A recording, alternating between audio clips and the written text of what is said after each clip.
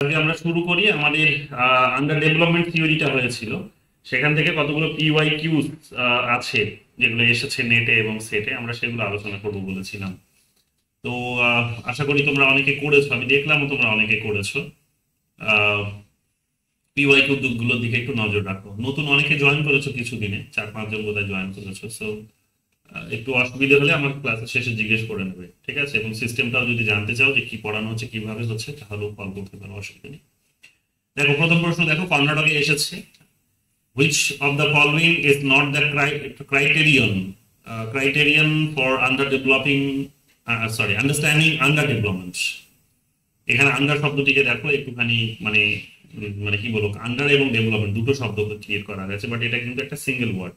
তো এখানে এটাকে স্পেস দেওয়ার ফলে এটা দুটো হয়ে গেছে, কিন্তু এইভাবে পড়বে না, এটাকে এটাকে সিঙ্গেল ওয়ার্ড হিসেবেই পড়বে। আমি এটা পরে কারেক্ট করে দেবো। Which of the following is not the criterion for understanding under development. এটা বলছে যে লো level of income, low level of income, এটা বলেছে নট। আন্ডার ডেভেলপমেন্টকে বোঝার কোনো কোনটা ক্রাইটেরিয়া নয়।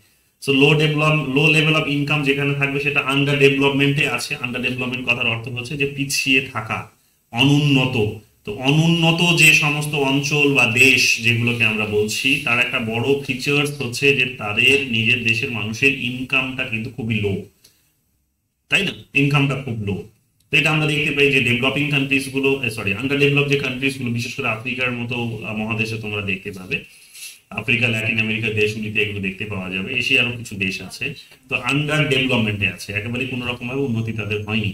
সো তাদের দেশে উন্নতিই যদি না হবে, তো ইনকাম হবে কি করে? অর্থাৎ উন্নতির লক্ষণ কি? উন্নতির লক্ষণ হচ্ছে যে সেখানে ইন্ডাস্ট্রি হবে, সেই ইন্ডাস্ট্রির এবং সেখানে একটা কমন প্যাটার্নে সেখানে ডেভেলপমেন্ট হবে।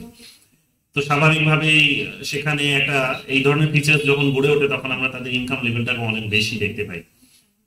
যেগুলো হ্যান্ডিক্রাফট ইন্ডাস্ট্রিজ থাকে, বা আমি বলতে পারবো যে সে সমস্ত সেক্টর থাকে, তো সেগুলোরও কিন্তু ডেভেলপমেন্টস হয়, তো স্বাভাবিকভাবে ইনকামের লেভেলটাও কিন্তু বাড়ে। তো এটা হয় না সেখানে, যেটা একটা বড় ব্যর্থতা আমরা দেখতে পাবো। এটা একটা ফিচার্স আন্ডার ডেভেলপমেন্টের। তো এখানে যেহেতু নট বলেছে, আমাদের এটা খুঁজতে হবে। দেখো কি বলছে, তারপর লো level of consumption, low level of consumption, ঠিক আছে? লো level of consumption, low level of consumption, low level of consumption. Consumption না, এটাও তো হয়। মানে আন্ডার ডেভেলপমেন্টের একটা বড় ফিচার্স হচ্ছে যে কনজামশনটা কিন্তু একটু লো লেভেলেই হয়। কনজামশন মানে হচ্ছে যে এটা কেনার ক্ষমতা, যেটা বা কেনাকাটি করা বা গ্রহণ করা, ভোগ করা, ওটার কথা বলা হচ্ছে। সো এটাও তো কমই হবে, তাই না? এটাও কম হবে। তো এটা এটা তো আন্ডার ডেভেলপমেন্টের ফিচার্সই।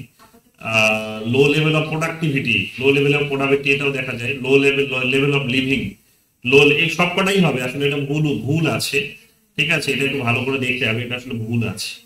লো লেভেল অফ কনজামশনসটা আমরা সেখানে দেখতে পাই যেখানে হচ্ছে উন্নতি হয়নি, কিন্তু যেখানে উন্নতি হয়েছে সেখানে কনজামশনসটা কিন্তু হাই থাকে। কনজামশনটা হাই থাকে। যেমন তুমি যদি এখন ইউএসএ তে চলে যাও, বা আমাদেরই এখানে ইউএসএ তে যেতে হবে না, আমাদেরই গ্রামের থেকে গ্রাম দেখবে আন্ডার ডেভেলপড, অর্থাৎ অনুন্নত। শহর দেখবে এখানে আমাদের অনেকটা ডেভেলপ, তাই না? কিছু কিছু শহর গ্লোবাল সিটিজে বিলং করে। তো যেমন কলকাতা টায়ার 1, আমাদের ভারতে যতগুলো সিটি আছে তার মধ্যে হচ্ছে কলকাতা টায়ার 1-এ বিলং করে। তো এখানে কনজামশন রেটটা কিন্তু অনেক বেশি। অর্থাৎ আমি যে লিভিং স্ট্যান্ডার্ড বা আমার জীবন পরিচালনার জন্য, আমি এখানে হয়তো আমার ধরে নাও খানিকটা খানিকটা, যে দুজন তিনজন মিলে আমাদের থাকলে এখানে মাসে আমার ধরে নাও যে প্রায় 50,000 টাকা খরচা হয়। কিন্তু এটাই যদি আমি গ্রামে গিয়ে করতাম, তাহলে আমার কিন্তু এত টাকা খরচা হতো না। সেখানে হয়তো আমার 3,000 টাকাতেও এগুলো হয়তো হয়ে যেত। কেন? কারণ ওখানে নিট নেই এত বেশি, এত বেশি নিট নেই। মানুষের ডাইনামিক চিন্তা ভাবনা সেখানে নেই। খরচা করার মতো সেখানে সেক্টরও তৈরি হয়নি। আহ, ফলে সেখানে সেখানে সেখানে খরচাটা কম হবে। তো বুঝতেই পারছো যে এগুলো সবকটাই হচ্ছে আন্ডার ডেভেলপমেন্টারি ফিচার্স। কাজে এই প্রশ্নের উত্তরটা একটুখানি ভুল আছে, ঠিক আছে? এটা হবে না। তো যাই হোক, চারটেই হবে, ভালো করে দেখে নিও। লো level of consumption, low level of income, low level of productivity, low level of living. তো যেখানে ইনকাম কম হবে, অর্থাৎ যেখানে প্রোডাক্টিভিটি কম হবে, যেখানে প্রোডাক্টিভিটি লো লেভেলে হবে, সেখানে মানুষের ইনকামও কম হবে। যেখানে ইনকাম কম হবে সেখানে কনজামশনও কম হবে। যেখানে কনজামশন কম সেখানে ওভারঅল লিভিং মানুষেরও কিন্তু নিম্নমানেরই হবে। তো চারটি আন্ডার ডেভেলপমেন্টের ফিচার্স, কিন্তু এখানে উত্তরটা ভুল দেওয়া আছে, ঠিক আছে? এটা একটু ভালো করে দেখে নিও, আমি এটা পরে কারেক্ট করে দেবো। Number 1, question number 1। 2 নম্বর দেখো কি বলছে। 2 নম্বর বলছে, অ্যান্ড্রে বুন্দ্রা Frank's theory of underdevelopment is based on. তো এটা হচ্ছে বেসড অন হচ্ছে metropolitan satellite relations, metropolis satellite relations.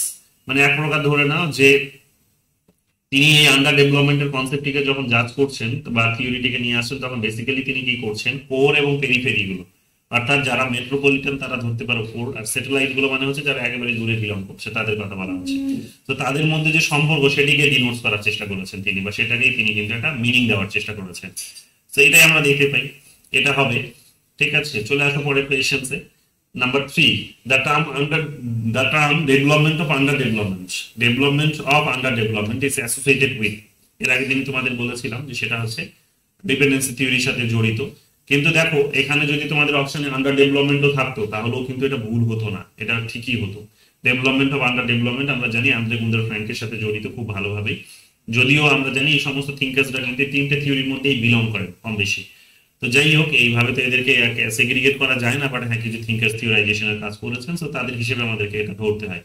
তো এখানে আমাদের দেখো এই যে যেটা এই কি বলবো যে ডেভেলপড এবং আন্ডার ডেভেলপড বা ডেভেলপিং এর মধ্যে যে রিলেশনসটাকে এস্টাবলিশ করে, তারা মোটামুটি ভাবে তোমরা দেখবে তিনটে থিওরি। একটা হচ্ছে মডার্নাইজেশন আন্ডার ডেভেলপমেন্ট থিওরি, দ্বিতীয় হচ্ছে ডেভেলপমেন্ট ডিপেন্ডেন্সি থিওরি, আর থার্ড হচ্ছে এখানে আমরা দেখতে পাবো ওয়ার্ল্ড সিস্টেম থিওরি। সো এই তিনটের মধ্যে যদি কোনো একটা নাম থাকে তাহলে তোমরা কিন্তু চোখ বন্ধ করে সেটাই চুজ করবে। তো এখানে কি আছে, ডিপেন্ডেন্সি থিওরি আছে। সো এখানে ডিপেন্ডেন্সি থিওরিটাই সেই কারণে কিন্তু সঠিক নাম। বাকিগুলো এখানে গ্রিন পলিটিক্যাল থট আমরা ওয়েস্টার্ন পলিটিক্যাল থটে সরি ওয়েস্টার্ন পলিটিক্যাল থিওরিতে আমরা পড়ে এসেছি, যেটাকে এনভায়রনমেন্টালিজম আমরা বলে থাকি। তো মানুষের রাজনৈতিক চিন্তার মধ্যে সেখানে একটা পরিবেশ কেন্দ্রিক চিন্তা ভাবনা থাকে, তো সেটাই হচ্ছে গ্রিন পলিটিক্যাল থট। তো সেটা তো এখানে হবেই না। সোশ্যাল থিওরিস্ট হবে না, যে সামাজিক চিন্তা ভাবনা করছে না, সেখানে ওই ক্লাস কাস্ট এই সমস্ত চিন্তা ভাবনা সেখানে কিন্তু ফুটে তুলে ধরা হয়নি। এবং কালচারাল থিওরিস্ট মানে সাংস্কৃতিক যে তত্ত্ব সেটা নিয়ে আলোচনা করে না, সেটা নিয়ে আলোচনা করতে আমরা দেখি না। তো ডিপেন্ডেন্সি থিওরিতে আমরা বেসিক্যালি এই ডেভেলপমেন্ট আন্ডার ডেভেলপমেন্টের কনসেপ্টগুলো দেখি। কালচারাল থিওরিস্টের প্রসঙ্গ যদি ইন্টারন্যাশনাল রিলেশনসে বলতো তাহলে আমরা জানি মোটামুটি ভাবে যে সামিল পি হান্টিংটনের যে আলোচনাটা আমরা গত ক্লাসে করেছি, লাস্ট ক্লাসে, সেখানে এটা কিন্তু ছিল, তাই না? তো এগুলো ভালো করে দেখে নাও। 4 নম্বর কোয়েশ্চেন দেখো কি বলছে, among the following models of development which one is not currently match, among the following model of development which one is not currently match, কি বলেছে, সেন্টার পেরিফেরি মডেল, যেটাকে কোর পেরিফেরিও বলা হয়। তো এখানে সেন্টার পেরিফেরি আছে, কাজে সেটা দিয়ে ভাববে না যে এটা ভুল। তো সেন্টার বা কোর বলতে পারো সিনোনিম। তো এখানে কোর এবং পেরিফেরির মডেল দিয়েছেন অ্যান্ড্রে গুন্ডার ফ্র্যাঙ্ক আছে। ফাংশনাল মডেল অ্যালমন্ড দিয়েছে। ফাংশনাল মডেল বলতে স্ট্রাকচারাল ফাংশনাল অ্যাপ্রোচের কথা বলছে। স্ট্রাকচারাল ফাংশনাল অ্যাপ্রোচ আমরা শুরুর দিকেই পড়েছি এই এই এই ইউনিটে, তো তোমরা জানো সেটা নিয়ে দীর্ঘ আলোচনা হয়েছে আমাদের। এনভায়রনমেন্টাল মডেল রিক্স দিয়েছে ফ্রেডরিক্স আমরা ইউনিট 9 এ আলোচনা করেছি। যারা নতুন তাদের খানি এগুলো তাদের কাছে নতুন মনে হতে পারে, বাট চিন্তার কিছু নেই, এগুলো তোমরা ওই ইউনিটের ক্লাস লেকচারগুলো ইউটিউবে রয়েছে, চাইলে ক্লাস লিস্টও পেতে পারো, এগুলো দেখে নিতে পারো। আর মার্কেট সোসাইটি মডেল, এটা হচ্ছে সেন্টস এই থিওরিটি দেননি। মার্কেট সোসাইটি মডেলের থিওরিজ গুলো মোটামুটি ভাবে ধরে নাও যে নামটা এক্সাক্ট এই মুহূর্তে বলা মুশকিল, আমি এটা দেখার সুযোগ পাইনি, আমি তোমাদেরকে এটা দেখে পড়ে নয় বলে দেবো, আপডেট দিয়ে দেবো, তখন দেখে নিও। বাট মোটামুটি ভাবে বাকিগুলো আমরা জানি, যেহেতু বাকিগুলো জানি আমরা, তো সেটা দিয়েই আমরা কিন্তু ভুলটাকে কিন্তু আন্দাজ করে ফেলতে পারি, মানে ওটাই হবে এক প্রকার নিশ্চিত হতে পারি। কেরলে এসেছে 2019 সালে। এমনিতে মার্কেট সোসাইটি রিলেশনস গুলো নিয়ে অনেকেই আলোচনা করেছেন, বিশেষ করে যারা সোশিওলজিস্ট আছেন, বিশেষ করে যারা সোশ্যালিস্ট যারা আছেন, তাদেরকেও কিন্তু এই কনটেক্সটের মধ্যে নিয়ে আসা যেতেই পারে, মানে অ্যাজ আ থিওরি হিসেবেও তুমি নিয়ে আসতে পারো।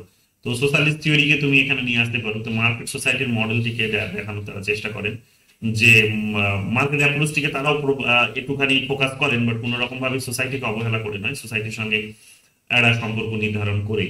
বর্তমানে চায়নার যে ডেভেলপমেন্ট, সেই ডেভেলপমেন্টের দিকে যদি তোমরা চোখ রাখো তাহলে দেখবে যে সেখানে মার্কেট সোসাইটি মডেলই কিন্তু ফাংশন করছে। অর্থাৎ 1980s এর পর তারা নতুন ধরনের যে ডেভেলপমেন্টস গুলো নিয়ে এসেছে, অর্থাৎ মাও জেডং এর আমলেই এগুলো শুরু হয়েছিল, পরের দিকে যেগুলো হয়েছে 1980s এর দিকে, মানে বড় করে তারা 1980s এর দিকে লিবারালাইজেশনের পথে হেঁটেছে, কিন্তু হাঁটলেও কিন্তু কোন রকম ভাবে তাদের যে সোশ্যাল ভ্যালু সিস্টেম সেটাকে যে তারা একেবারেই ছুড়ে ফেলে দিয়েছে তা কিন্তু নয়। তারা কিন্তু মার্কেটের সাথে সাথে সোসাইটির মডেলটিকেও কিন্তু ভ্যালু দিয়েছে, এবং এই কারণে দেখবে তারা তাদের মার্কেটও এতটা মানে কি বলবো যে ওপেন নয় যে তারা নিজেরা বাইরে থেকে সমস্ত কিছুকে একসেপ্ট করে, না, তারা ফিল্টার করে, প্রচন্ড রকম ভাবে ফিল্টার করে। যেমন তোমরা দেখবে যে সেখানে গুগল, তারপরে দেখবে ফেসবুক, এই সমস্ত কোম্পানিজ গুলো সেখানে কিন্তু ব্যান, তারা নিজেদের কোম্পানি সেখানে ডেভেলপ করে নিয়েছে। তার মানে কি, মার্কেটের সেই এক্সট্রিম লেভেলে তারা এটাকে কিন্তু ছেড়ে দেয়নি। তো এখানেই তারা সোসাইটিকে ভ্যালু দিয়েছে, নিজের সোসাইটাল যে ভ্যালু, সেই ভ্যালুটাকে এখানে কিন্তু জায়গা দিয়েছে। তো ন্যাশনালিস্ট একটা ন্যাশনালিস্ট মডেল অফ ইকোনমিতে আমরা যেটা পড়ে এসেছিলাম পলিটিক্যাল ইকোনমির আলোচনায়, যে থিওরিটি পড়েছিলাম, তো সেই থিওরির মডেলেই কিন্তু সেটা তারা তৈরি করেছে। যাই হোক, মোটামুটি ভাবে এইগুলোর সাথে কিন্তু আইডিয়াগত ভাবে এগুলো লিঙ্ক হয়, দেখে নিও। 5 নম্বর কোয়েশ্চেন কি বলছে, who wrote economic theory of underdeveloped regions. Economic theory of underdeveloped regions, তো গুনার মার্ডাল নিয়ে এটা আলোচনা করেছে। মার্ডালের আলোচনা আমরা অবশ্যই করবো আমাদের ইউনিট 8-এ। আমরা বেশ কতজন থিঙ্কার ওয়াইজ তো নেই তোমাদের সিলেবাসে, বাট আমি তারপরেও তোমাদের থিঙ্কার ওয়াইজ করেছি এবং সেগুলো দীর্ঘ আলোচনা আমাদের হয়েছে। তো গুনার মার্ডালের নামটাও আমরা আলোচনা করব, সেখানে ইকোনমিক্সকে তিনি ডেভেলপমেন্টের সাথে দেখিয়েছেন, আসবে এগুলো এখানে দেখে নাও। জন, এখানে কি বাকি নামগুলো সব নতুন তোমাদের কাছে। রউল প্রভিসের নামটা তোমরা এখানে কমন পাচ্ছ। রউল প্রভিস আমরা জানি ডিপেন্ডেন্সি থিওরির সঙ্গে জড়িত তিনি, তাই না? তো এটা ভালো করে একটুখানি দেখে নিও।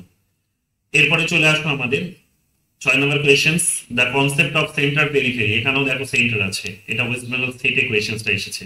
জেনারেলি তোমাদের মনে হতেই পারে, অনেক সময় খটকা লাগতেই পারে যে শব্দগত কি কোনো ভুল দিয়েছে কিনা, বাট বারবার মনে রাখবে যে এটা ওর যেটাকে সেটাকেই সেন্টার বলা হচ্ছে। Centre and periphery framework is use to explain the following phenomena. তো কোনটা? আন্ডার ডেভেলপমেন্ট, অনুন্নয়নকে এখানে ডিনোটস করার জন্য এটা করা হয়েছে।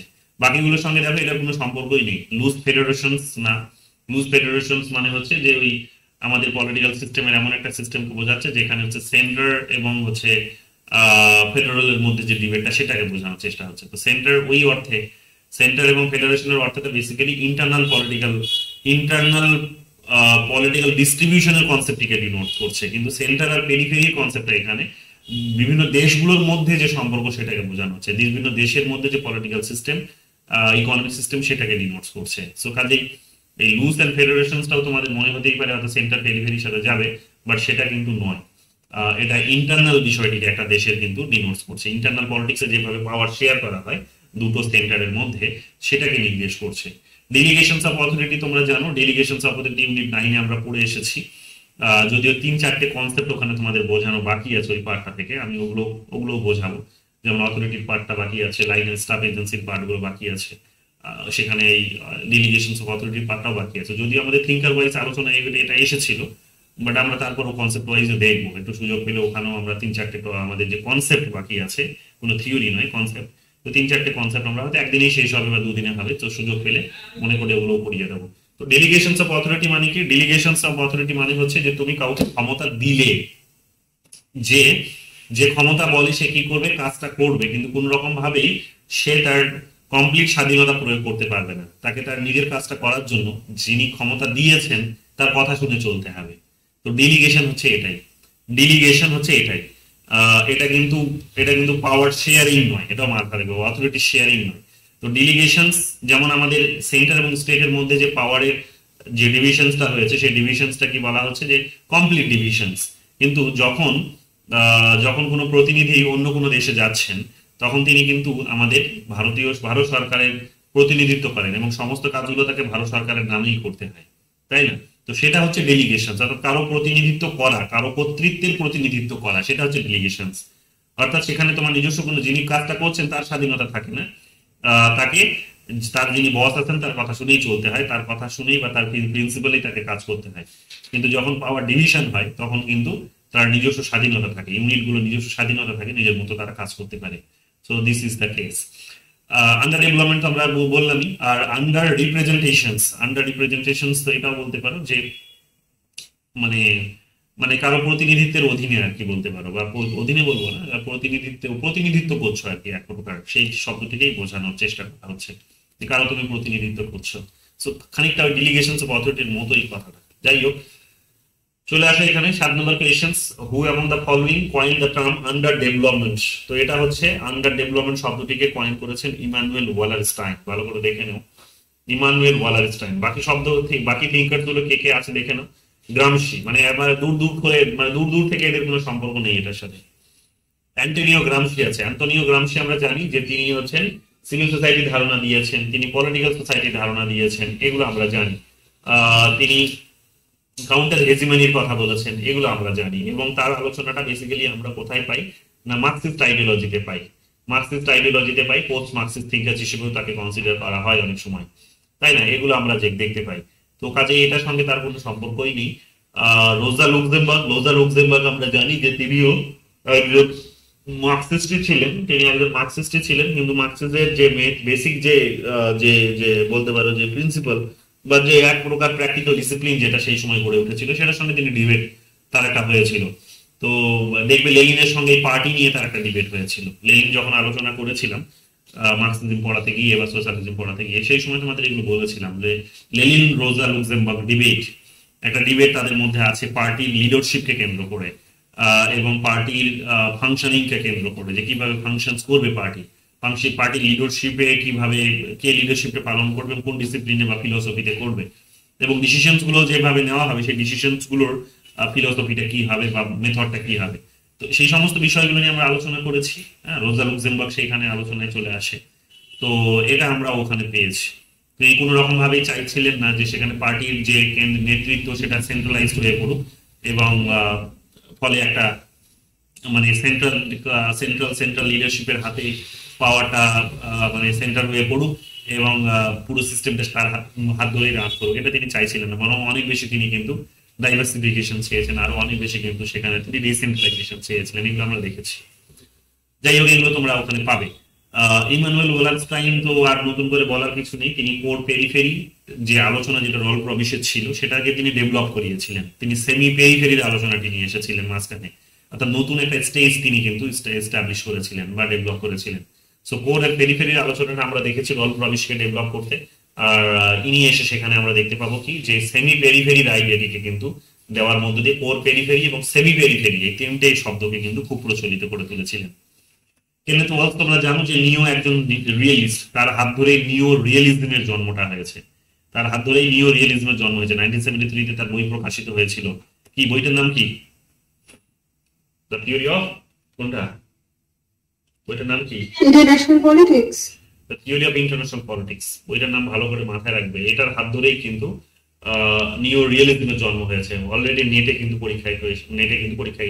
নেটে প্রশ্নটি এসেছে, একটু ভালো করে মাথায় রাখতে হবে। 8 নম্বর কোয়েশ্চেনে চলে আসে, কি বলছে? হু among the following is the proponent of the theory of underdevelopment. তো প্রপোনেন্ট অফ আন্ডার ডেভেলপমেন্ট আমি তোমাদের বললাম না, এর আগে আন্ডার ডেভেলপমেন্টে পেলে কে? ইমানুয়েল ওয়ালারস্টাইন। এখানে কাকে পাচ্ছ? সামির আমিন। যদি আমি তোমাদের যখন নোটস দিয়েছি তখন এরা প্রত্যেকেই এই নামগুলো কিন্তু ছিল সেখানে। কেন? তার কারণ আমি তোমাদের বলেছিলাম যে ডিপেন্ডেন্সি থিওরি, ওয়ার্ল্ড সিস্টেম থিওরিতে যে সমস্ত থিঙ্কার্সদের তোমরা পাবে, they all are part of underdevelopment theory. So that is why you will get some names of different theories in underdevelopment theory, and Samir Amin is one of the names. ঠিক আছে? তো এখানে তোমরা এটা দেখতেই পাচ্ছ যে underdevelopment theory-তে এর নামটি আছে। তো এখানে আমরা কি দেখতে পাচ্ছি? সামির আমিন তো আছেই। ম্যাক্সওয়েলের প্রসঙ্গে আসো। ম্যাক্সওয়েল সম্পর্কে একটু বলে দিই, একটু রিকল করিয়ে দিই, যেহেতু তোমরা এগুলো পড়েছো অনেকে, একটু সুবিধা হবে তোমাদেরও। ম্যাক্সওয়েল আমরা কোন কনসেপ্টে পড়েছি? দুটো কনসেপ্টে। একটা হচ্ছে কনসেপ্ট বিউরোক্রেসি, আর দ্বিতীয় কনসেপ্টে আমরা ওনাকে জেনে দুটো আলাদা ইয়েতে পড়ি, আমরা ইউনিটে পড়ি। একটা কনসেপ্ট হচ্ছে বিউরোক্রেসির কনসেপ্ট, আর একটা কনসেপ্ট হচ্ছে আমাদের অথরিটি। তবে আর একটা ইউনিটে ওনাকে পাওয়া যায়। কোন ইউনিট? সেটা হচ্ছে ইউনিট 8-এ, যেখানে রিলিজিয়নের আলোচনা আছে। সো তিনটে কনটেক্সটে বা তিনটে ইউনিটে এনার নামটা আমরা পড়ে থাকি বা আলোচনায় আসে।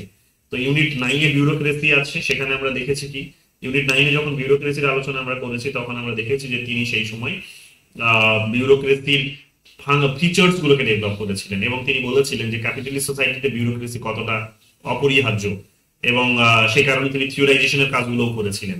বিউরোক্রেসির ফিচার্স কি হবে, কিভাবে তাদের সিলেকশন মেথড কি হবে, এই সমস্ত বিষয়গুলো, এবং যতটা বেশি সেখানে এথিক্স ভ্যালু থেকে বেরিয়ে এসে একটা নিউট্রাল পজিশনে একেবারে সে রান করতে পারবে, যতটা বেশি তার মেরিট বেসিসে তার রিক্রুটমেন্ট গুলো হবে, এই সমস্ত বিষয়গুলোর উপরে, এবং স্পেশালাইজড হবে, এই সমস্ত কথাগুলো তিনি বলেছিলেন, যেগুলো বারবার পরীক্ষায় আসে। আর অথরিটির আলোচনা যেটা আমরা ইউনিট 1-এও পেয়ে থাকি, ইউনিট 9-এও পেয়ে থাকি, সেখানে তার তিনটে অথরিটির কথা তিনি বলেছিলেন। কি কি তিনটে অথরিটি? তিনটে অথরিটির কথা তিনি বলেছিলেন, তাই না?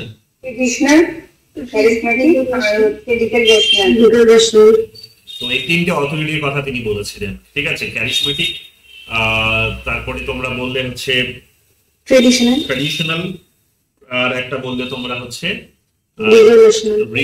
Legal rational. ট্র্যাডিশনালটা সবার প্রথমে, ট্র্যাডিশনালটা কি? ট্র্যাডিশনালটা হচ্ছে যে বংশ পরম্পরায় যেটা চলে আসছে এক প্রকার, বা ওই বংশ পরম্পরায় বলবো না, যে ইতিহাসে যুগ যুগ ধরে যেটা চলে আসছে, নির্দিষ্ট একটা নিয়মে যেটা হচ্ছে, তার ব্যতিক্রম কিছু হয় না, যেটা সেটা হচ্ছে ট্র্যাডিশনাল।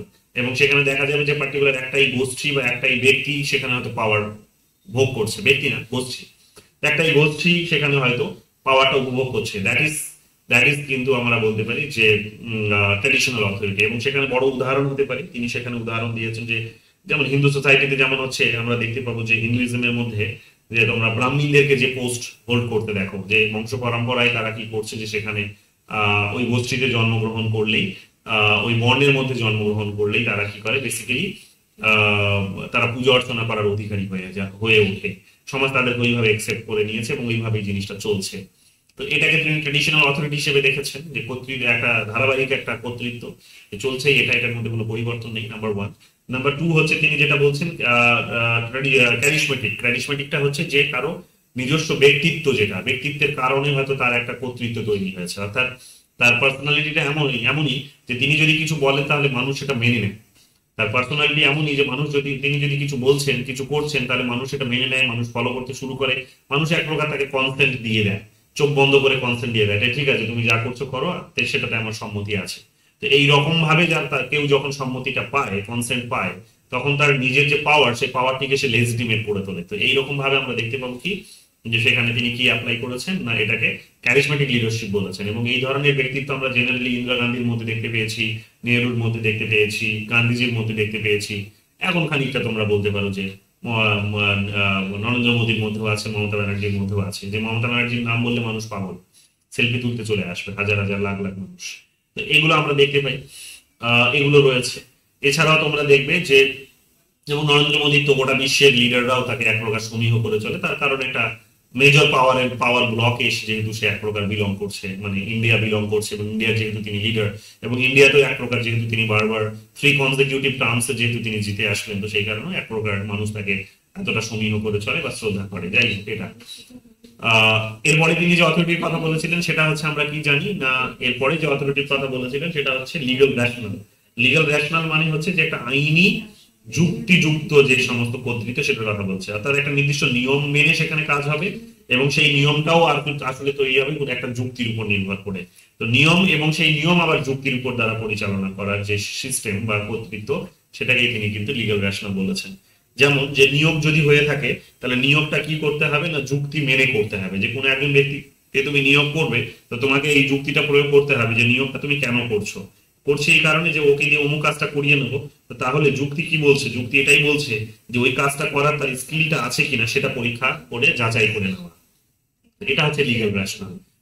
এইরকম ভাবে যারা নিজেকে প্রমাণিত করে যারা হয়তো কর্তৃত্ব ভোগ করছে, তাদেরকে এখানে আমরা লিগ্যাল রেশনাল অথরিটি হিসেবে দেখি। যেমন এক প্রকার বিউরোক্র্যাট যারা আছে তাদের কথা বলা যেতে পারে, আইএস আইপিএস এর কথা বলতে পারি, কারণ তারা তাদের ওই একটা নির্দিষ্ট নিয়মে তারা ওই প্রসেসে এসেছে, ওই পোস্টে এসেছে, এবং তারা তাদের নিজেদের ডিউটিটা পালন করছে, এবং কাজে আমরা তাদেরকে কিন্তু ফলো করছি। সো এটা একটা উদাহরণ। ধর্ম নিয়েও তিনি অনেক কথা বলেছেন, ঠিক আছে, আমি সেই আলোচনা আপাতত আসছি না, শুধু এটাই জেনে নাও, তাহলেই হবে। অনেক বড় এগুলো সব, এগুলো কন্ট্রোভার্সির বিষয়, ছেড়ে দাও। এরপরে চলে আসবে এখানে ডেভিড আফটার। ডেভিড আফটারের নামটা তোমরা কোথায় পড়লে ইউনিট করে, কোন থিওরিতে পড়লে? মডার্নাইজেশন আর আর কমিউনিকেশন। ডেভিড আফটারের নামটা কোথায় পড়লে? এই যে ভুলে আছো, নেগেটিভ মার্কিং এর পরীক্ষা যারা না। দেয় তাদের জন্য ডিফিকাল্ট এটা। কোথায় পড়েছো ডেভিড আফটারকে? পলিটিক্যাল ডেভেলপমেন্টে ছিল, পলিটিক্যাল ডেভেলপমেন্টে ছিল। হ্যাঁ, তাহলে ভুলে যাচ্ছ এক্ষুনি, কিছুদিন আগেই পড়ে। তো পলিটিক্যাল ডেভেলপমেন্টের সঙ্গেও তিনি কিন্তু একটা পার্ট। আর অমর্ত্য সেনকে আমরা কি জানি না, অমর্ত্য সেনকে আমরা জানি যে তিনি মানে আমরা জানি যে অনেক, মানে কি বলবো, মানে তার বড়, মানে বিশাল বড় তার অবদান আছে। এই মুহূর্তে যদি বড় কোনো ইকোনমিস্টের নাম যদি গোটা পৃথিবীতে কাউন্ট করা হয়, তার মধ্যে তিনি একজন, তাই না? প্রথম জন যদি বলো তাহলে কিন্তু ক্যালকুলেট হবে সেখানে, কারণ তার এত বড় অবদানটাই এত বড়। আজকে যে সাস্টেনেবল ডেভেলপমেন্টের কনসেপ্টের মধ্যে দিয়ে যাচ্ছি, হিউম্যান ডেভেলপমেন্টের কনসেপ্টের মধ্যে দিয়ে যাচ্ছি, তার বেসিক ফিলোসফি গুলো এনার হাত ধরেই তৈরি হওয়া। বিশেষ করে হিউম্যান ডেভেলপমেন্ট ইন্ডেক্স, যেটা তারা ইনি এবং মাহবাবুল হক পাকিস্তানের এনারা তৈরি করেছিলেন। নট অনলি দ্যাট, আমরা জানি যে তিনি লিবার্টি নিয়ে কত কথা সেখানে বলেছেন, ডেভেলপমেন্ট নিয়ে, পভার্টি নিয়ে অনেক কথা বলেছেন, এবং এগুলো গোটা বিশ্ব জুড়ে আজকে কিন্তু বেসিক গাইডিং প্রিন্সিপল বলতে পারো যে সেগুলো মানুষ কিন্তু ফলো করছে। তো এগুলো আমরা জানি, এগুলো ভালো করে মাথায় রেখে, এবং তার বইয়ের নামগুলো একাধিকবার পরীক্ষায় জানতে চেয়েছে। ঠিক, freedom of development, development as freedom বলে যে তার যে বইটি আছে সেগুলো, এগুলো বারবার জানতে চায়। ঠিক আছে, 9 নম্বর কোয়েশ্চেন্স, 9 নম্বর কোয়েশ্চেন্স, 9 নম্বর কোয়েশ্চেন্স।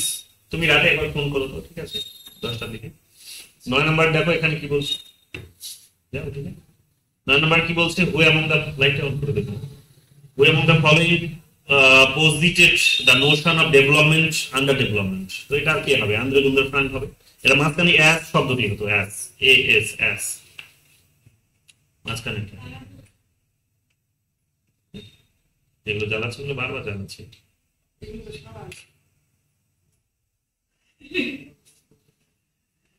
তো development as underdevelopment, Andre Gunder Frank. ঠিক আছে, অ্যান্ড্রে গুন্ডার ফ্রাঙ্ক, এই নামটা ভালো করে মনে রাখবে, মাঝখানে অ্যাস শব্দটি হবে, এটা একটু ভুল করেছে, ডেভেলপমেন্ট অ্যাস আন্ডার ডেভেলপমেন্ট হবে। এটা তার হচ্ছে সরাসরি থিওরির নাম, তার বইয়ের নামও এটার সাথে জড়িত ছিল। 10 নম্বর চলে আসে, কি বলছে, হু এবং এটা আর কেউ ছিল এখানে, এখানে ইমানুয়েল ওয়ালারস্টাইন আছে, ওয়াল সিস্টেম থিওরির সাথে জড়িত, সাবিনা আমিন আছে, যদিও এটার সাথে জড়িত, কিন্তু আমি তোমাদের গতকালই মানে ক্লাসেই, মানে গতকাল না, লাস্ট যেদিন আমাদের ক্লাস হলো সেই দিনই তোমাদের বলেছিলাম যে মোস্ট অ্যাপ্রোপ্রিয়েট নেম হচ্ছে, বা ফার্স্ট যিনি prominent thinker under development theory, তিনি হচ্ছেন অ্যান্ড্রে গুন্ডার ফ্রাঙ্ক। তো এখানে দেখো সবাই আছে কিন্তু, কিন্তু রাইট আনসার কোনটা হলো, অ্যান্ড্রে গুন্ডার ফ্রাঙ্ক হলো। তো ভালো করে এটা কিন্তু মাথায় রাখবে। চলে আসবে পরে 10 নম্বর কোয়েশ্চেনে চলে আসো, হু among the following is the prominence of the theory of underdevelopment. তো এটা সামির আমিন, প্রমিনেন্ট এখানে বলেছে, কিন্তু এখানে কি আন্দ্রে গুন্ডার ফ্রাঙ্ক কোথাও আছে, নেই। তো যেহেতু নেই তাই সামির আমিন হয়েছে, কিন্তু ওখানে যেহেতু আন্দ্রে গুন্ডার ফ্রাঙ্ক ছিল তাই সামির আমিন ওখানে কিন্তু হয়নি। তো ভালো করে এই পার্থক্যগুলো বুঝে নাও, এই পার্থক্যগুলো ভালো করে বুঝে নাও, এটা নেটে এসেছে। ম্যাক্স এবার ডেভিড আপনার অমর্ত্য সেন রিপিট করেছে, সেগুলো ভালো করে দেখে নিও। ঠিক আছে, এখানে ডিটেলস একটু দিয়ে দিয়েছি আমি তোমাদের বোঝার সুবিধার্থে, এগুলো ভালো করে দেখে নিও। এরপরে চলে আসো আমাদের 12 নম্বর কোয়েশ্চেন্সে, কি বলছে, unequal exchange in the formulation of, unequal exchange in the formulation of. তো সামির আমিন এটা হচ্ছে আনইকুয়াল এক্সচেঞ্জ গুলোকে দেখেছেন। দেখো এখানে বাকি মানে বাকি এখানে অ্যান্ড্রে গুন্ডার ফ্রাঙ্কও আছেন, বাট মোস্ট অ্যাপ্রোপ্রিয়েট এইটার ক্ষেত্রে, আনইকুয়াল এক্সচেঞ্জের ক্ষেত্রে এখানে সামির আমিন হবে। তো সামির আমিন ডিপেন্ডেন্সির কনসেপ্টে যখন তিনি এগুলোকে বোঝানোর চেষ্টা করছেন, তখন এগুলোকে বুঝিয়েছেন যে একটা দেশ, ডেভেলপ কান্ট্রিজ গুলো যখন এখান থেকে প্রচুর পরিমাণে সম্পদ নিয়ে যাচ্ছে, র মেটেরিয়ালস গুলো নিয়ে যাচ্ছে, নিয়ে গিয়ে তারা সেটার উপর কোনো একটা প্রোডাক্ট ইউজ করছে, তারপর সেই প্রোডাক্টটাকে আবার এই সমস্ত দেশগুলিকেই চড়া দামে বিক্রি করছে, তখন সেটার মধ্য দিয়ে কি আসছে, সেটার মধ্য দিয়ে দেখা যাচ্ছে যে র মেটেরিয়ালস বিক্রি করার ফলে এরা যতটা লাভ করেছিল, ওই একটা কমপ্লিট প্রোডাক্ট বিক্রি হচ্ছে যখন, তখন সেখান থেকে আরো অনেক বেশি লাভ তারা কিন্তু আদায় করে দিচ্ছে, এবং সেগুলো অনেক বেশি লং রানে, এগুলো আমরা কিন্তু দেখেছি। এবং এইভাবেই তারা দেখা যাবে কি যে ডিপেন্ডেন্ট হয়ে পড়ছে, যে আন্ডার ডেভেলপ কান্ট্রিজ গুলো বা ডেভেলপিং কান্ট্রিজ গুলো, তারা কিন্তু এই ডেভেলপ কান্ট্রিজ গুলোর উপর কিন্তু ডিপেন্ডেন্ট হয়ে পড়ছে। তো এই সমস্ত কথাগুলোই কিন্তু এখানে বোঝানো হয়েছে। এটাই হচ্ছে আনইকুয়াল এক্সচেঞ্জের কথা, বিশেষ করে এটা আমরা দেখতে পাবো। কি বলছো বলো?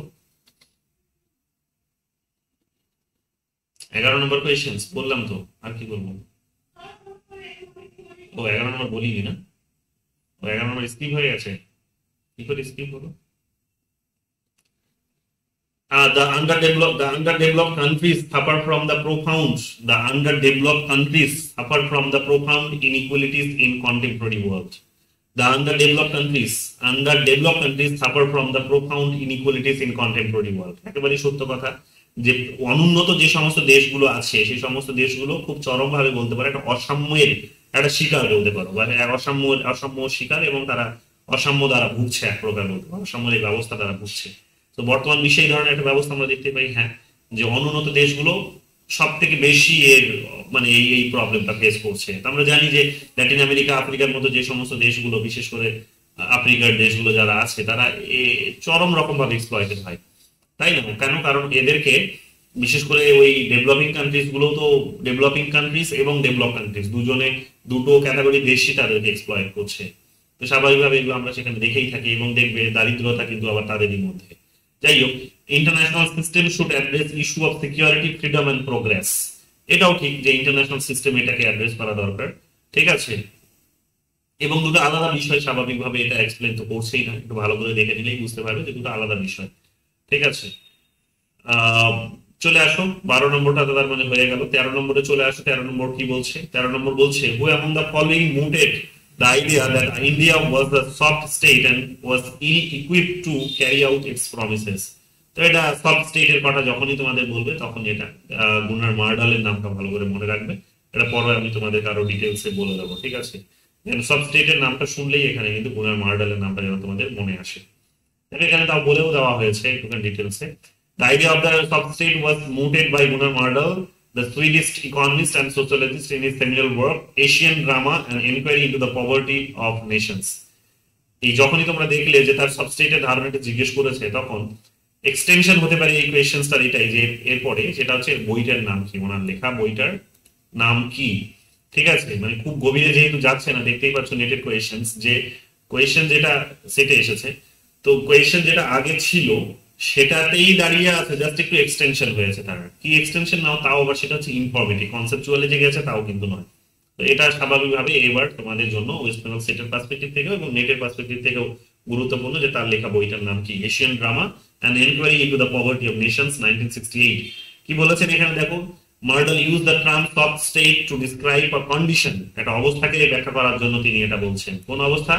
যে কান্ট্রিগুলো, ইন হুইচ কান্ট্রিজ, যেখানে দেশগুলো, including India, lack the ability to enforce policies and law effectively due to widespread corruption, weak institutions and lack of political will.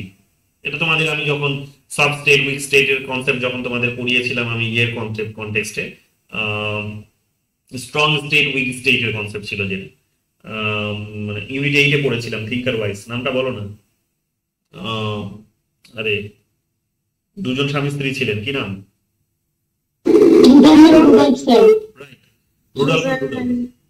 Strong week স্টেটের কনসেপ্ট যেখানে দিয়েছিল, তখনই সেখানেই তোমরা এই শব্দগুলোকে পেয়েছিলে।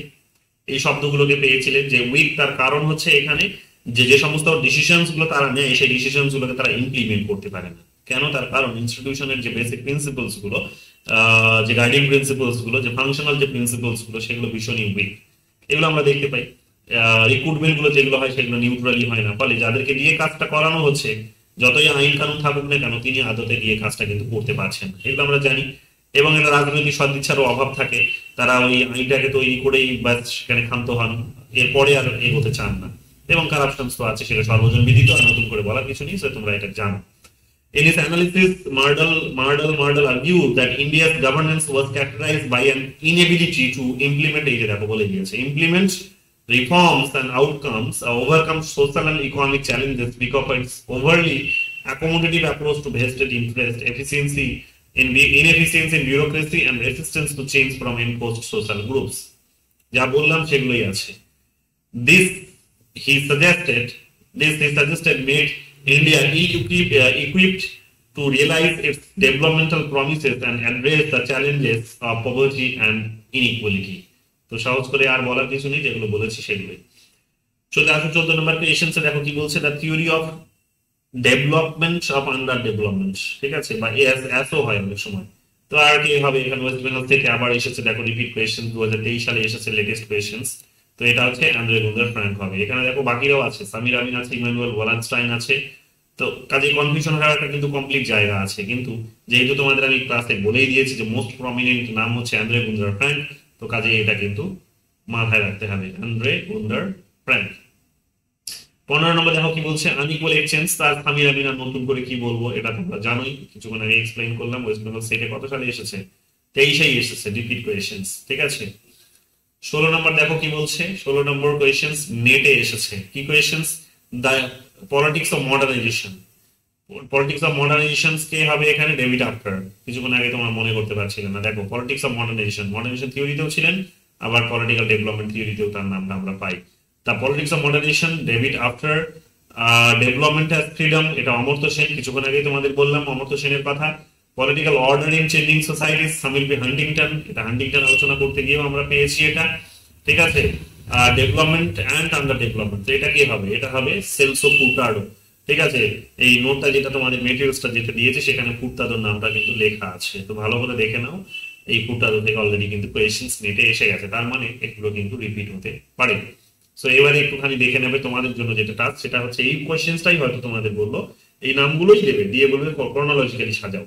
তো তখন যদি প্রপার তোমাদের এগুলো এবং করছে, এবং এগুলো কিন্তু করছে, মানে অনেকগুলো থিঙ্কারসের বইগুলোকেও কিন্তু ক্রোনোলজিক্যালি সাজাতে দিচ্ছে। এতদিন আমরা একটা ট্রেন্ড দেখলাম কি যে একজন থিঙ্কারেরই হচ্ছে বইগুলোকে ক্রোনোলজিক্যালি সাজাতে দিয়েছে, কিন্তু এইবারে নতুন গত 3-4টে ইয়ারের কোয়েশ্চেন্স দেখলে বা এক্সামের কোয়েশ্চেন্স দেখলে যেটা নতুন একটা ট্রেন্ড দেখা যাচ্ছে সেটা হচ্ছে যে বিভিন্ন থিঙ্কারসের হচ্ছে বইয়ের নামগুলো বা কনসেপ্টের নামগুলো কিন্তু ক্রোনোলজিক্যালি সাজাতে দিচ্ছে মিক্স করে, তাই না? তো স্বাভাবিকভাবেই এইভাবেও কিন্তু এটা ইম্পর্টেন্ট, ভালো করে মাথায় রাখবে।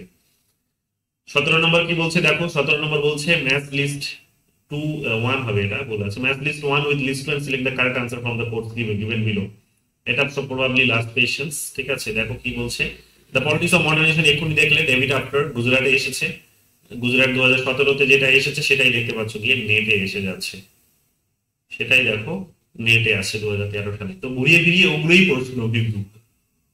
The politics of modernization David Apter development as freedom সামিল ভান্ডে, রিপিট কোয়েশ্চেন্স, আর বলার কিছু নেই, রিপিট কোয়েশ্চেন সব কটাই রিপিট, তাই তো? এটা আবার কি? ও ওটাই এক্সপ্লেনেশন এগুলো। সো এখানে ডিটেলসে দেওয়া আছে, দেখো ক্যাপাবিলিটি অ্যাপ্রোচের কথা তিনি বলেছেন যা তাই, এগুলো আর নতুন করে বলছি না, এগুলো সবই তোমাদের অমর্ত্য সেন কিছুদিন আগেই তোমাদের ধরে ধরে পড়ালাম, সিলেবাসে মেনশন না থাকলেও, কারণ যেহেতু কোয়েশ্চেন্স আসছে, সিলেবাসে মেনশন নেই কিন্তু কোয়েশ্চেন্স আসছে, তো স্বাভাবিকভাবেই তোমাদের এগুলো আমি ডিটেলসে কিছুদিন আগে ক্লাস হয়েছে, তো থিঙ্কার ওয়াইজ এগুলো ভালো করে দেখে নিও, দেখো ওগুলো খুব কাজে আসবে। ঠিক আছে, এই তো এই গেল আমাদের 17টা কোয়েশ্চেন্স, আর তো কিছু নেই এখানে। ঠিক আছে, এবার যদি তোমরা তোমরা যদি একটুখানি ইজি হবে, আমি নেক্সট ক্লাসে আমি তোমাদের ওয়ার্ল্ড সিস্টেম থিওরি এবং হচ্ছে তোমাদের ডিপেন্ডেন্সি থিওরি, এই থিওরিটা আমি কিন্তু একসাথে পড়িয়ে দেওয়ার চেষ্টা করবো, কারণ যেহেতু আজকে মানে গত দুদিনে অনেকটাই হয়ে গেল, এই বেসিক জিনিসগুলো আলোচনা হয়ে গেছে, তো আমরা চেষ্টা করবো একটু গভীরে ঢোকার, বাট গভীরে ঢুকলেও খুব বেশি সময় লাগবে তা নয়, অল্প সময়ের মধ্যে দুটো থিওরি একদিনে হয়ে যেতে পারে, তো আমরা চেষ্টা করবো একদিনে সেটাকে করে দেওয়ার। তারপরে আমরা পিওয়াইকিউ গুলো চর্চা করে নেবো, কারণ পিওয়াইকিউ গুলো খুব গভীরে গিয়ে জিজ্ঞেস করেছে তা না, ঠিক এই কোয়েশ্চেন গুলি জিজ্ঞেস করেছে। সো ভালো করে এটা একটু মাথায় রাখবে। তারপরে আমরা চলে আসবো আমাদের মডার্নাইজেশন থিওরিতে একটুখানি। মডার্নাইজেশন থিওরিটা দিয়ে শুরু করাটা উচিত ছিল, বাট এটা যেহেতু সিলেবাসে এইরকম উল্টো পাল্টা করে দিয়েছে আর মাথায় আসেনি ব্যাপারটা, তো যাই হোক এটা মডার্নাইজেশন থিওরিটাও আমরা করে নেবো। সো এই গেল আমাদের আজকের আন্ডার ডেভেলপমেন্ট থিওরির সমস্ত কোয়েশ্চেন্স, ভালো করে দেখে নাও, এগুলোই রিপিট করবে, এর বাইরে কিছু আসছে না। ঠিক আছে, আর একটা দুটো কোয়েশ্চেন্স বোধ আসতে পারে, সেটা হচ্ছে অ্যান্ড্রে গুন্দার ফ্র্যাঙ্ক এই থিওরিটাকে কোন দেশে অ্যাপ্লাই করেছিলেন, কোন দেশের উপর এক্সপেরিমেন্টটা করেছিলেন। তো এই নামগুলো একটুখানি দেখে নেবো, হয়তো তোমরা দেখবে এগুলো অন্য থিওরি গুলোর মধ্যে এগুলো হয়তো লুকিয়ে আছে, ডিপেন্ডেন্সি থিওরি বা ওয়ার্ল্ড সিস্টেম থিওরির মধ্যে হয়তো কোয়েশ্চেন্স গুলো লুকিয়ে আছে, তো ওটা আমি বের করতে পারিনি, এখানে লিঙ্ক করা হয়নি, ওখান থেকে আমরা সলভ করে নেবো। যাই হোক ওখানে পেয়ে যাবে, আর পরে আবার এটাকে মডিফাই করে এইখানেও নিয়ে আসবো, তখন তোমরা এখান থেকে পেয়ে যাবে। তো এই গেল আজকের আলোচনার বিষয়বস্তু, আমি আর লম্বা করবো না, যদি তোমাদের অন্য কোনো বিষয় নিয়ে কিছু জানার থাকে তোমরা কিন্তু জানতে চাইতে পারো, অসুবিধা নেই। বলো, কিছু জানার আছে, বোঝার আছে? 18 জন আছো।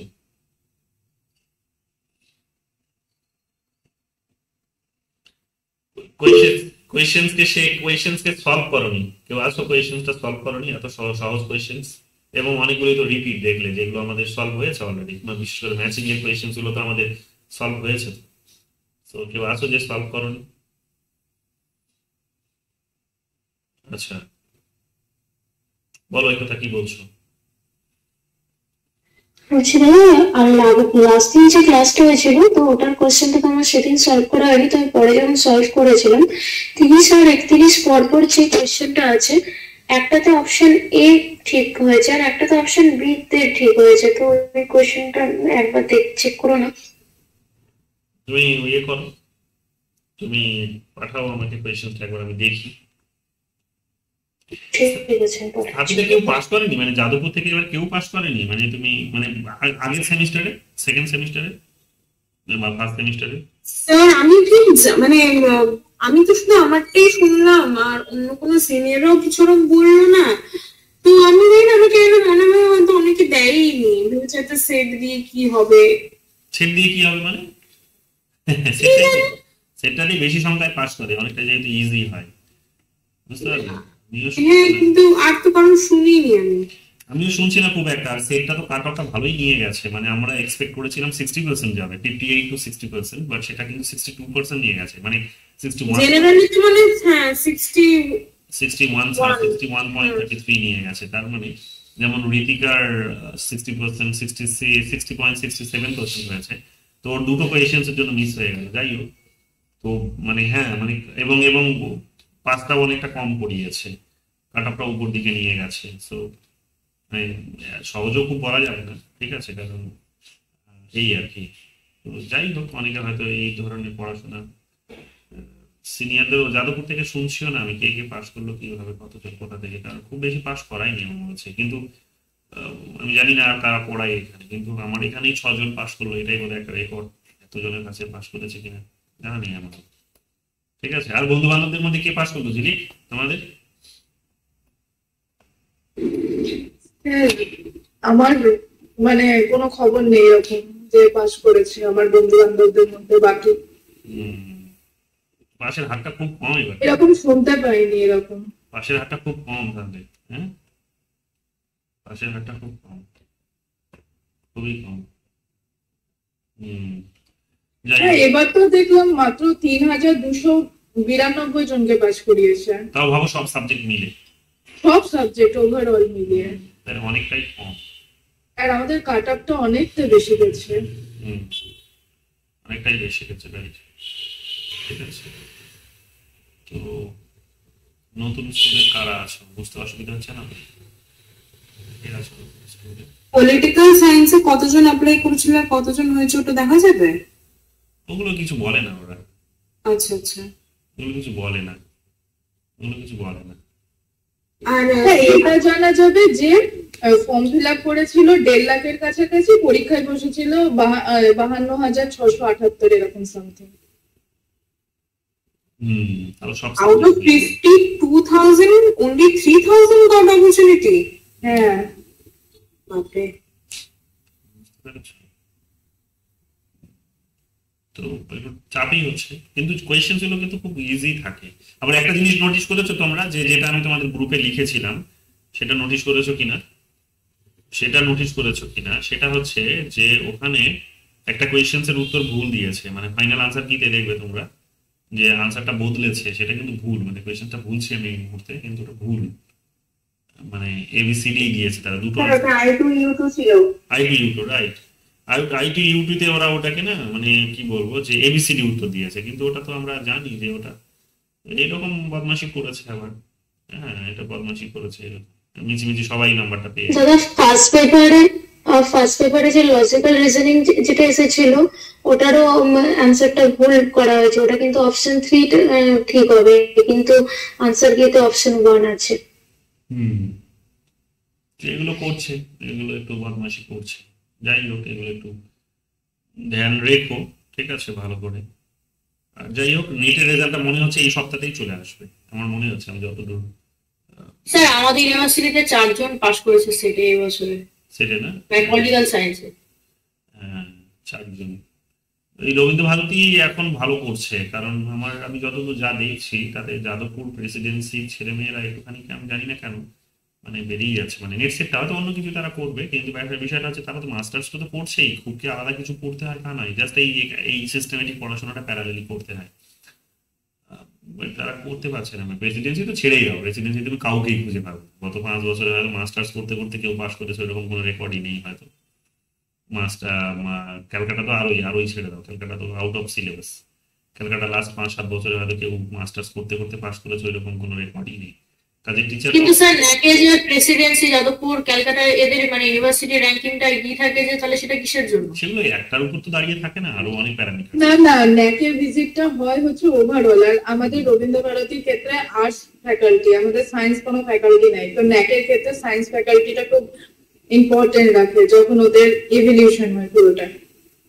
সায়েন্স এন্ড ইঞ্জিনিয়ারিং দুটোই ন্যাক অনেক মানে প্রায়োরিটাইজ করে যে কোনো ইভ্যালুয়েশনে। আর যাদবপুরের ক্ষেত্রে ক্যাম্পাসিংটা খুব ভালো হয়, ওর জন্য ওরা ন্যাকের ইয়েতে A+ ক্যাটাগরিতে থাকে। কিন্তু মানে দেখতে গেলে মানে যাদবপুর হচ্ছে সেকেন্ড বেস্ট, মানে আইআর এর দিক দিয়ে যদি বলতে চাই, কারণ দুটোই ইউনিভার্সিটি আছে, জেএনইউ আর জেইউ।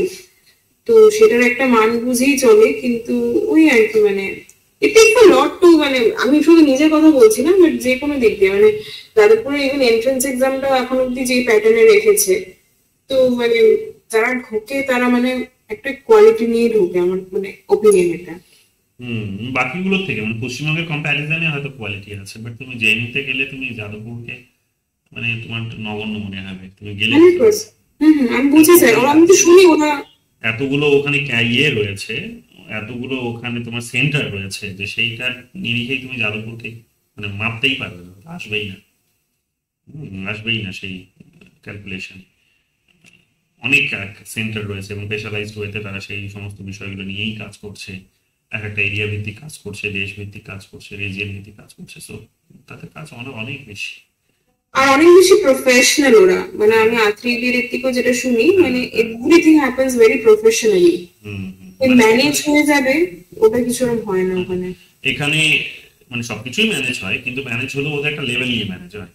এখানে কি হয়, যেমন জেনারেলি যারা হয়তো ওই স্যারকে ধরে বা হয়তো রিজার্ভেশনে চান্স পেয়েছে, তাদের বেসিক্যালি তাদের ফান্ডাটা থাকে যে সবকিছু স্যারই করে দেয়, ঠিক আছে, এ টু জেড তারা স্যারই করে দেয়, এগুলো দেখেছি। হ্যাঁ, স্যার শেষের দিকে এসে গুঁতো দিয়ে দিয়ে দিয়ে দিয়ে বের করে জেনারেলি। তো ফলে কি হয় যে ওই কোয়ালিটিটা থাকে না, আমি আমার নিজের অবজারভেশন বলছি। বাট ওখানে আপনি কি এখন পিএইচডির কথা বলছেন? পিএইচডির কথা, হ্যাঁ, কিন্তু ওখানে গিয়ে ওই সমস্ত জিনিস হয় না জেনারেলি। মানে সবাই ওখানে অ্যাটলিস্ট লিখতে পড়তে পারে, নিজস্ব একটা ক্রিয়েটিভ চিন্তা ভাবনা কিন্তু আছে, তো ফলে তারা সেটার কিন্তু একটা ফুটপ্রিন্ট তো রেখেই যায়, মানে এবং সেটা তাদের নিজস্ব। এখানে সেটা হয় না, এখানে ওই পাইয়ে দেওয়া, করে দেওয়া, পুড়িয়ে দেওয়া, হ্যাঁ, একটুখানি ওর দলে থাকলে এর দলে থাকলে এখানে হয়ে যাওয়া, এগুলোর মধ্য দিয়েই হচ্ছে এবং এইভাবেই করছে। তাহলে কোয়ালিটিটা কোথাও গিয়ে কম্প্রোমাইজ হয়ে গেছে। একটা পিএইচডি গিয়ে যে এখানে শেষ করা দরকার 3 থেকে 5 বছরের মধ্যে পিএইচডি শেষ হচ্ছে, তোমরা দেখবে ভয়ে পিএইচডি জমা দেয় না। কেন ভয়ে পিএইচডি জমা দেয় না? পিএইচডি জমা দেয় না এই কারণে যে না ভাই, অনেকের যারা জিআরএফ আছে তারা জমা দিচ্ছে না, জিআরএফটা টানি, জিআরএফ শেষ হয়ে গেলে তখন আরোই জমা দিচ্ছে না, কারণ এতদিন জিআরএফ পেয়ে শুধু খেয়ে পেট মোটা করেছে, কাজ কিছু করেনি। সো অনেক এগুলো অনেক কেস পাবে। আর যারা একটু জমা দিয়ে দিচ্ছে তারা স্যারের বকুনি খেয়ে, মানে একটু স্ট্রিক্ট, তাদের হয়তো একটু গাইড একটু স্ট্রিক্ট, তুমি যা করেছো করেছো, জমা দাও, আমি তোমাকে কন্টিনিউ করাতে পারবো না। তো এটা হয়তো তারা জোর গলায় বলতে পারে, ফলে তাদের যেগুলো জমা হয়ে যাচ্ছে, কারণ তাদের আরো ক্যান্ডিডেট ওয়েট করছে না। তো যা করেছো করেছো, তুমি জমা করে দাও, এই করে বের করে দেয়। বাট তার মানে এটাও নয় যে তাদের কাজের কোয়ালিটি খুব ভালো। দেখেছি সেখানে ইন্টারভিউগুলো কিরকম হয়। তো যাই হোক, ওভারঅল এই ধরনের একটা অভিজ্ঞতা আমাদের আছে। আর জেনুতে এগুলোতে অনেকটাই এগিয়ে থাকে, ছেলে মেয়েদের নিজস্ব স্কিল আছে ওখানে। তো আরো অনেক ন্যাশনাল লেভেলে ফিল্টার হওয়া স্টুডেন্টরা সেখানে পৌঁছচ্ছে। তো ফলে ওই আর কি লেভেলটা আছে এই আর কি। যাই হোক, চেষ্টা করো তোমরা অনেকে এখন নেটটা তো পড়ে গেছে, আর ওয়েস্ট বেঙ্গলে কিন্তু সেট দিয়েও পিএইচডি পাওয়া যাবে, এন্ট্রান্স দিয়েও কিন্তু পাওয়া যাবে। কাজেই মানে প্যারালালি ওটাও, ওই চেষ্টাটাও জারি রাখো, ঠিক আছে, ওই চেষ্টাটাও জারি রাখো। বিশেষ করে যদি তোমাদের এখন সিএসসি যদি 26-এ নোটিফিকেশন, এই 25-এ নোটিফিকেশন যদি বেরিয়ে যায় এবং তোমাদের কাছে যদি নেটের সার্টিফিকেট বা সেটের সার্টিফিকেট না থাকে, তাহলে ওটাও একটা বেস্ট অপশন তোমাদের জন্য, যে নেটের পাশাপাশি কিন্তু পিএইচডিটাও ট্রাই করে যাওয়া। কারণ তোমাদের পিএইচডিটা, তোমাদের সিএসসি নেক্সট যখন নোটিফিকেশন আসবে তখনই হয়তো তোমাদের নেট সেট, তখন তোমাদের হয়তো ইয়েটা হয়ে যাবে, মানে নেট সেট হয়ে যাবে, প্লাস তুমি পিএইচডিটাও ততদিন হয়তো 2 বছর 2.5 বছর তোমার হয়ে যেতে পারে। তো ওটাও প্যারালালি কিন্তু চিন্তা ভাবনাটা করো, মানে যদি সিএসসি নোটিফিকেশন বেরিয়ে গেল তো, এবং তোমাদের কাছে যদি নেট সেটের সার্টিফিকেট না থাকে, তবে তাদের জন্যই কথাটা বললাম, ঠিক আছে। আর যেহেতু এখনো বের হয়নি, কাজে এখন নেট সেটটাকেই টার্গেট করো মোস্টলি, তারপরে পিএইচডির দিকে যে এই আর কি। বলো কি বলছো?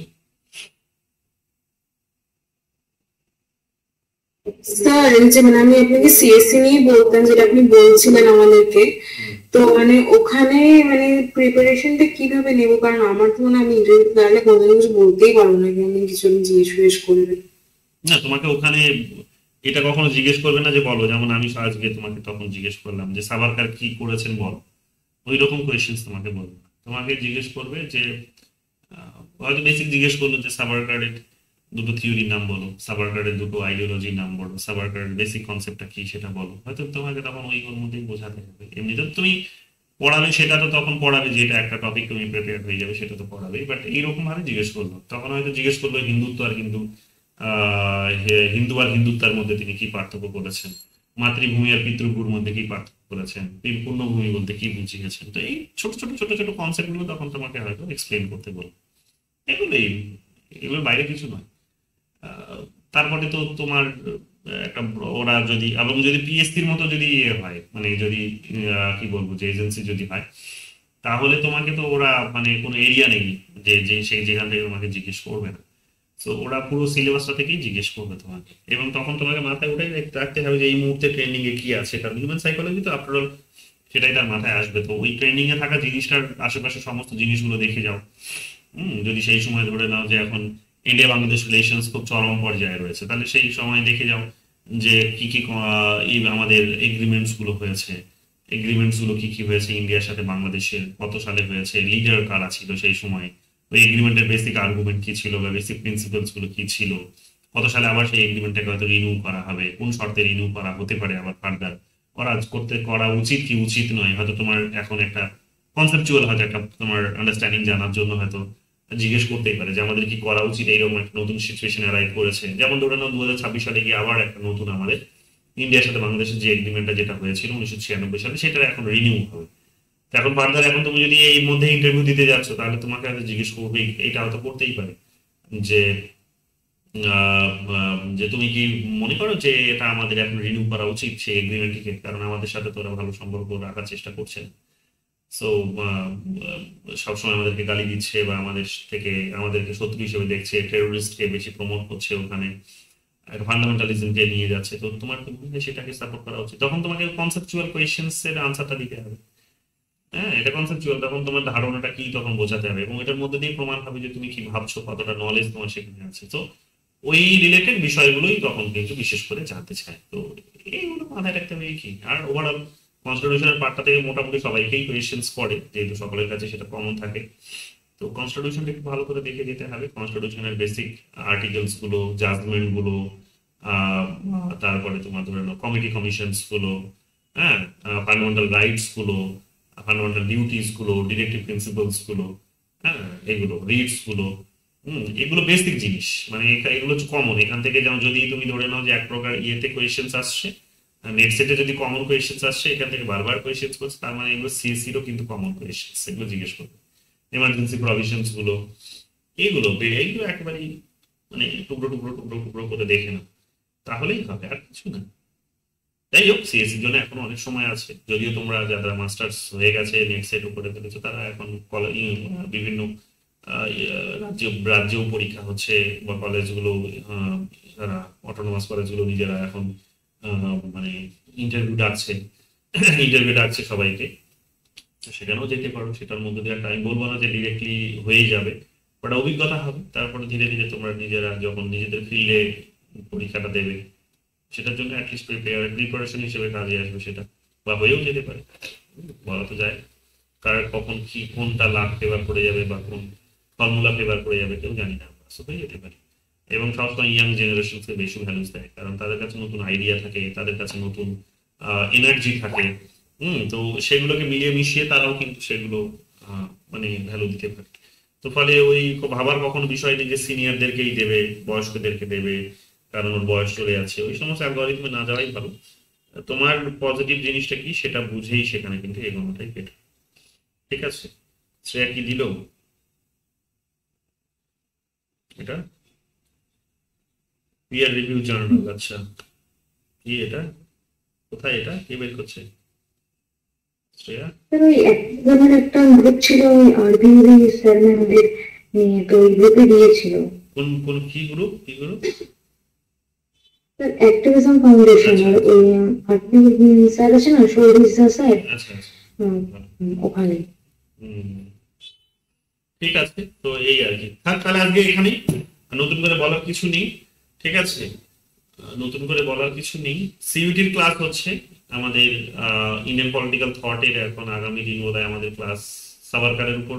সিইউটির ক্লাস আমাদের হয়েছে কতগুলো, 2জন থিঙ্কার্স হয়েছে সেখানে, বা 3জন থিঙ্কার্স হয়েছে, আরো কিছু হচ্ছে। কেউ যদি সিইউটিতে ইন্টারেস্টেড থাকো তাহলে ক্লাসগুলো জয়েন করো, দুপুরবেলা করে হচ্ছে 2:30 নাগাদ। ঠিক আছে? আগামীকাল 2:30 থেকে, কালকে 12 তারিখ, তো আগামীকাল 2:30 থেকে ক্লাস আছে। কেউ ইন্টারেস্টেড হলে জয়েন করবে, ঠিক আছে? এবং কেউ যদি মনে করো যে সিইউটি দেবে না কিন্তু নেট সেটটা তোমরা দিতে চাও, নেট সেটের জন্যই হয়তো সেগুলো কাজে আসবে তোমাদের, তো জয়েন করতে পারো ইন্ডিয়ান পলিটিক্যাল থটের জন্য। যদি সব থিঙ্কার্স, নেটে যতগুলো থিঙ্কার্স আছে সবগুলো ওখানে নেই, খুব লিমিটেড আছে, তো যতগুলো আছে আমরা ওগুলোর উপরেই পড়াশোনাটা করবো। চাইলে জয়েন করতে পারো, সেম লিঙ্ক একই 2:30 থেকে, ঠিক আছে? চলো থাক তাহলে আজকে এখানেই। নেক্সট ক্লাসে আমরা তাহলে ওয়াল সিস্টেম থিওরি আর হচ্ছে ডিপেন্ডেন্সি থিওরি এগুলো আমরা একটু দেখে নেবো এবং পিওয়াইকিউ গুলো দেখে নেবো। চলো, গুড নাইট। Right.